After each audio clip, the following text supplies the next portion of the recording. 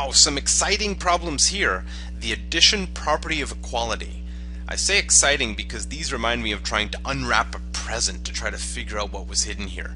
The x is like a variable present, and so we want to unwrap that and find out what x equals in a lot of algebra courses.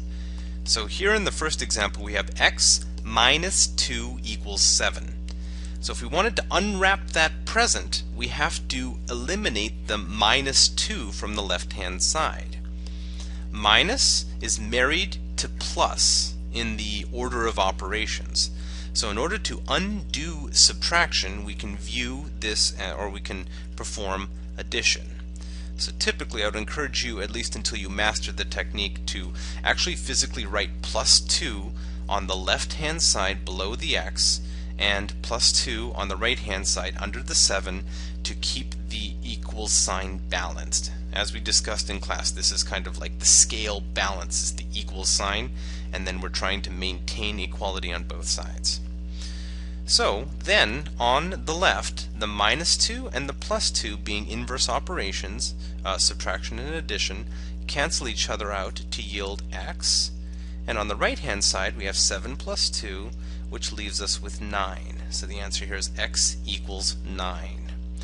Just as a check, if I were to take the original equation and plug in 9 and then minus 2 equals 7, you do indeed get 7 equals 7.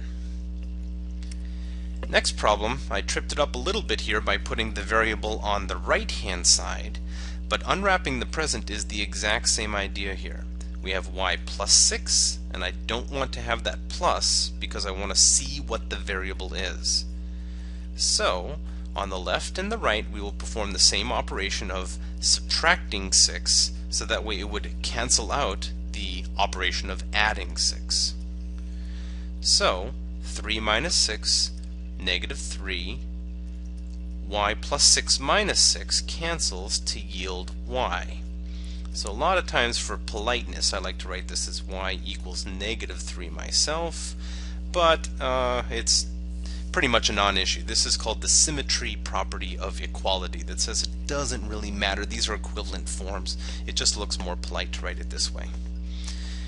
And then finally, on the last one, let's look at that u minus 6 equals negative 2. Now we got a couple negative signs floating around, so let's be very careful here. We want to unwrap the present of the u, so to do that we have to find the inverse operation to subtracting 6, and that would be adding 6. When we do so, u minus 6 plus 6, cancellation here to leave u, and on the right hand side we have a negative 2 plus a 6.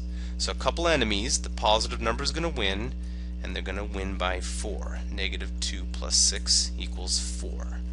Let's do a check on that one just because of the negative numbers floating around. U minus 6 equals negative 2, and apparently u is supposed to be 4. 4 minus 6 is negative 2, and yes indeed they did match up.